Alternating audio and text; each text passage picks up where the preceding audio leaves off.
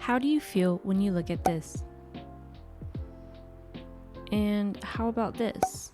I don't know about you, but this one makes me feel kind of sad, a little bit gloomy, down, like my energy is just kind of being sucked out. And this one makes me feel pleasant and calm, a sense of serenity, a sense of joy. Do you ever wonder how artists are able to elicit specific emotions from us? Well, actually, there's a lot of different elements that influences how art is perceived. Things like lighting and tone, colors.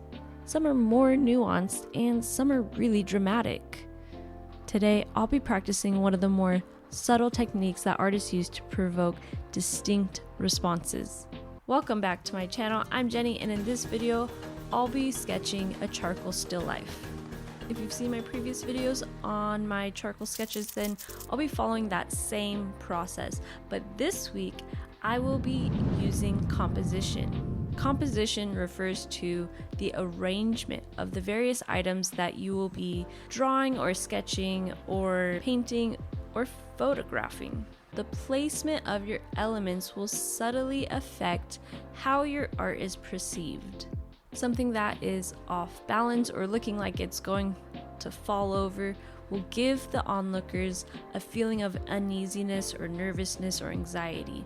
When everything's all cluttered and clustered into one clump, then it kind of creates a feeling of claustrophobia or chaos. Everything's coming together all at once. That could be very overwhelming. So let me break down a few simple rules of composition. The first thing about composition is you need various items. If everything is just a glass, the same shape, same size, then that's visually very boring. So you need some variability. You need different sizes. Variety is the spice of life. Today in my composition, I will be using a wine bottle, a camera, a rose, a speaker, and mascara. As you set up your composition, the next rule you need to be aware of is the rule of thirds. With the rule of thirds, you divide the frame into 3 vertical areas. Then you have to divide it into 3 horizontal sections. And you'll probably recognize this grid from your camera. Once you have all your grid lines, you'll have 1, 2, 3, 4. You'll have 4 different intersections. Just choose one of those 4 points as your focus. You want to avoid putting something right in the center. You want to draw the eyes to a focal point by making sure that area is high contrast, and you want something that's going to be detailed. Another rule, you want to avoid tangential lines, and tangential lines are things that are lined up right next to each other. You don't want ants on a log. You don't want something that's one right after the other, because this is maybe how you draw things in primary school, kindergarten, when you don't really know. Instead, what you want to do is overlap. So if you have 2 lemons, you don't put them one right next to each other. You're gonna have one slightly in front of the other. Once you have these things covered, another item you should think about is your path to your focal point. I already mentioned you should have more details, you should have high contrast around your focal point, but you want to create a path to it as well. You want to create some sort of flow, either diagonal or a swirl or something leading your eye, a river to a delta. The last thing that you should consider is the lighting. The lighting should be pretty close up because that's going to give you some more interesting contrast. If you look here, I pull the light away from my still life and the light just scatters, it softens, it's kind of even. But as I bring it closer, the shadows are more stark, they're more sharp. They create something much more visually interesting. So let's get drawing.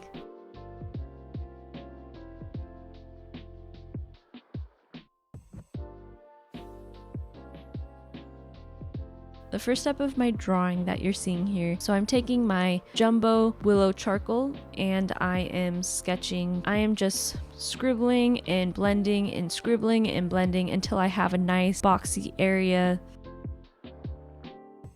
Next, I could take my scale tool and I'll start to measure the boundaries. So if I try to measure with the small side and point it at my still life, and I transfer it to my sketch pad, then I notice that, I don't have enough space on my sketch pad. That means I have to change the ratio on my scale tool, which I can easily do. There's a whole bunch of little points. So I sketch in my boundaries. These are the limits of what I'm measuring and what my picture will be. So I like to sketch those in first. Next, I will start to sketch in general shapes. I can measure and remeasure. Here's kind of the general height of this and that. I'm sketching in the general shapes.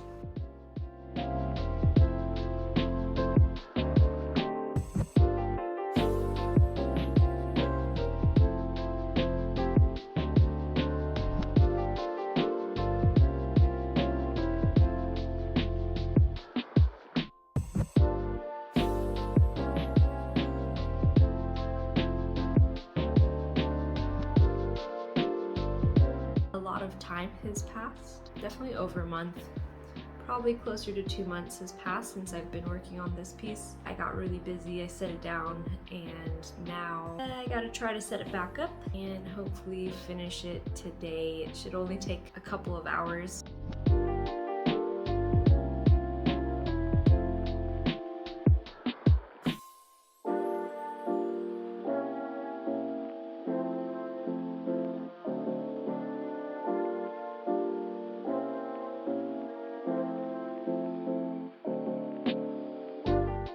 I also used the concept of chiaroscuro, which is if you have something that is darker, you want to make the background light. The wall behind it, make it light. And if you have something that is light, then you want to make the background around it dark. And in this example, the wine bottle is quite dark. The camera and the speaker are very dark, so I tried to lighten up the background behind it, but you'll notice around the candle I did try to add some darkness around there because the glass around the candle is transparent.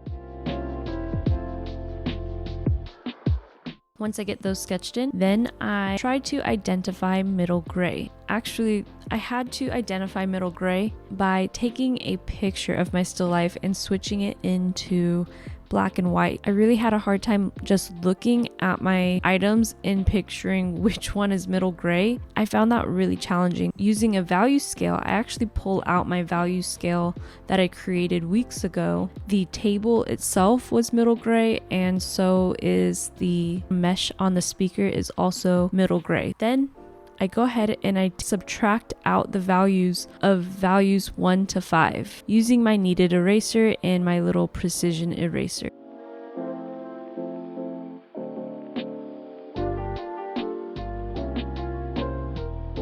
The rose was very challenging. You know, I'm staring at it like, how the heck am I gonna get this? Because I've never drawn. I'm really just trying to study the light, which part is lighter, which part is darker. And I ended up going back and forth with subtracting and shading and subtracting and shading, so I didn't quite stick to the subtract all the values then add them all in. I really went back and forth of, well, I think this is lighter and this is darker, this is lighter, this is darker.